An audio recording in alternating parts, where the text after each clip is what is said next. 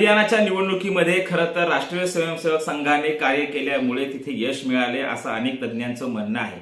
परंतु तोच फॅक्टर महाराष्ट्रामध्ये चालणार का किंवा संघ परिवार महाराष्ट्रामध्ये पुन्हा एकदा भाजपला अर्थात महायुतीला सत्तेमध्ये बसवणार आहे का? नेमका संघ फॅक्टर काय आहे आणि तिथे नेमक्या जागा किती होत्या, महाराष्ट्रामध्ये आता किती जागा येऊ शकतात याचा आढावा आपण या व्हिडिओच्या माध्यमातून घेणार आहोत। नमस्कार, मी डॉक्टर नागराज मगरे, शब्दयोद्धा लाईव्ह मध्ये आपल्या सर्वांचं मनपूर्वक स्वागत। राष्ट्रीय स्वयंसेवक संघ ही खरं तर भाजपाची मातृसंस्था आहे आणि मग ही मातृसंस्था असलेली, फादर संस्था असलेली ही संस्था खऱ्या अर्थानं भाजपला सत्तेमध्ये बसवण्याचं काम करते, भाजपचा प्रचार आणि प्रसार करण्याचं काम करते, हे जगजाहीर आहे। आणि मग अशा प्रसंगी आपण पाहतोय हरियाणामध्ये हा फॅक्टर चालला आणि हरियाणामध्ये कुठेतरी भाजपला यश मिळालं, परंतु महाराष्ट्रामध्ये लोकसभेच्या निवडणुकीमध्ये आपण पाहतोय देशभरामध्ये कुठेतरी नरेंद्र मोदी यांच्या माध्यमातून निवडणुका लढवल्या गेल्या आणि खऱ्या अर्थानं संघाला कुठेतरी निर्णय प्रक्रियेतून बाजूला केलेलं दिसून आलं। आणि या निवडणुकीमध्ये महाराष्ट्रामध्ये आपण पाहतोय की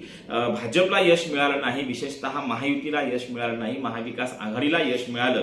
त्यामुळे संघ सक्रिय नसल्यामुळे असं झालं का, असा अनेकांना प्रश्न पडला। परंतु आता येणाऱ्या विधानसभेच्या निवडणुकीमध्ये नेमकं कोण सक्रिय असणार आहे? भाजप 2019च्या निवडणुकीमध्ये 105 उमेदवार निवडून आलेले होते आणि आज आपण पाहतोय की देशात नरेंद्र आणि महाराष्ट्रात देवेंद्र ही जी काही संघाची खेळी होती, ही जी काही भाजपची खेळी होती, ती खरं तर मागच्या वेळी यशस्वी झालेली होती आणि 105 म्हणजे 2019च्या निवडणुकीत ती यशस्वी झालेली होती आणि 105 आमदार हे खऱ्या अर्थानं भाजपचे आलेले होते।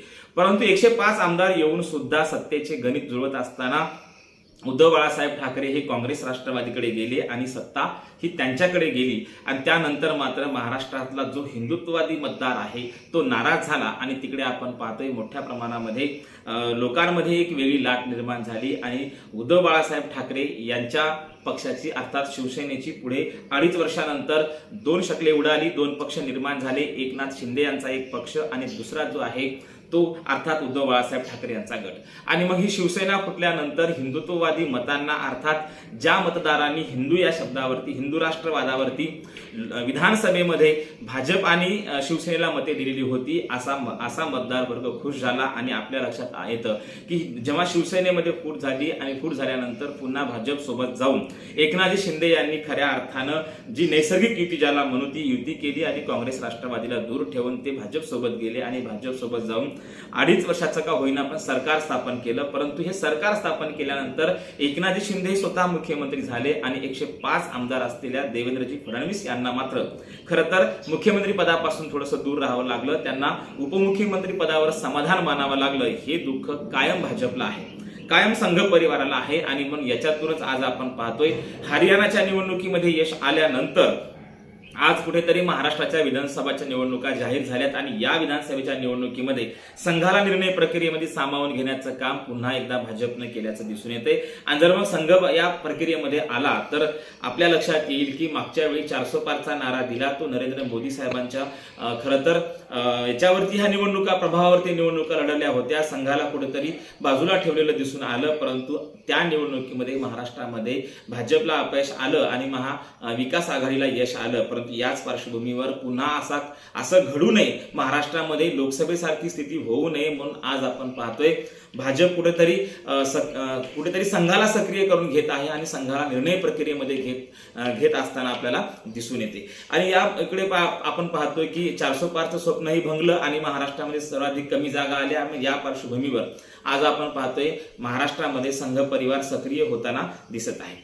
तर आता आपण पाहतो की 405 स्वप्न का भंगलं किंवा का भाजपला अपयश आलं महाराष्ट्रामध्ये तरी, कारण आपण पाहतोय की प्रत्येक राजकीय पक्षामध्ये काही वाचाळवीर असतात, तसेच भाजपकडे 1-2 वाचाळवीरांनी काही विधानं केली, जसं की संविधान बदलाच्या संदर्भातला असू द्यात किंवा इतर काही विधानं असू द्यात।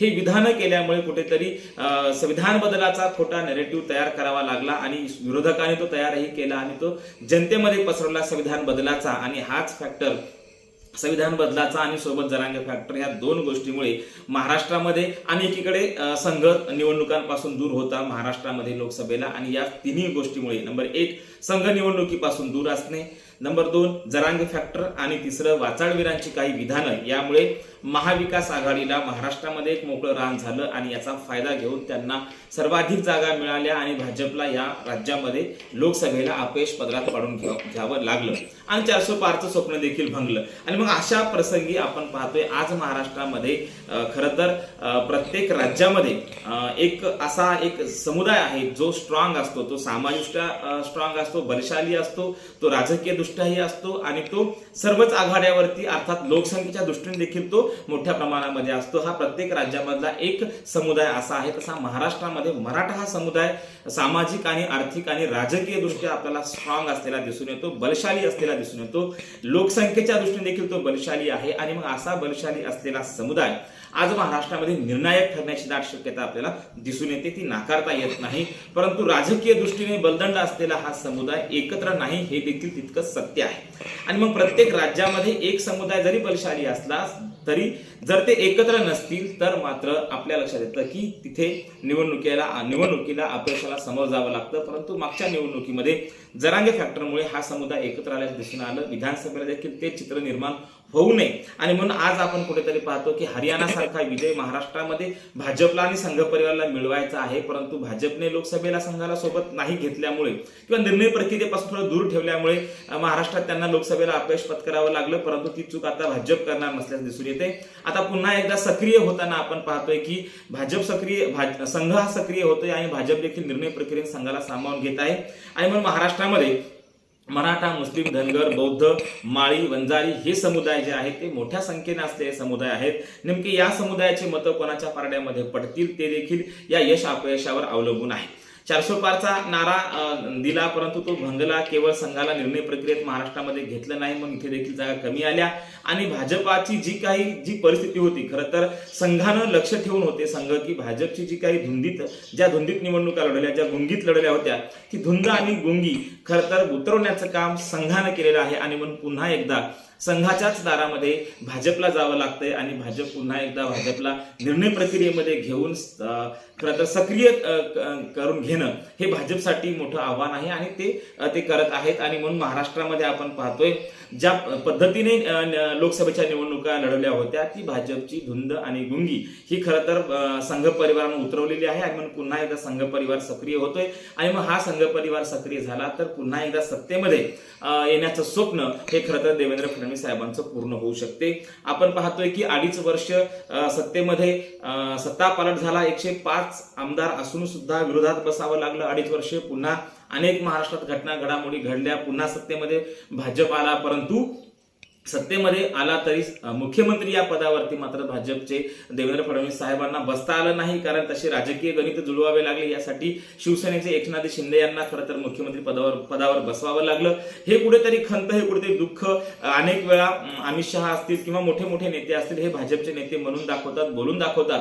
आणि मग ही खंत भाजपला कायम आहे. म्हणून आता भाजप हे आपल्या जागा कशा सर्वाधिक येतील किंवा येत्या निवडणुकीच्या नंतर आपण मुख्यमंत्री पदाचे दावेदार कसे होणार आहोत किंवा कसे असले पाहिजे यासाठी सर्वाधिक जागा असणं गरजेचं आहे. आणि म्हणून देवेंद्र फडणवीस साहेबांना खरं तर संघ परिवाराने देखील अभय दिलेला आहे, भाजपने देखील अभय दिलेला आहे. आणि याचाच फायदा संघ परिवाराचा फायदा हा येत्या निवडणुकीमध्ये जर महाराष्ट्रामध्ये सक्रिय संघ झाला तर तो फायदा होऊ शकतो. आणि पुन्हा एकदा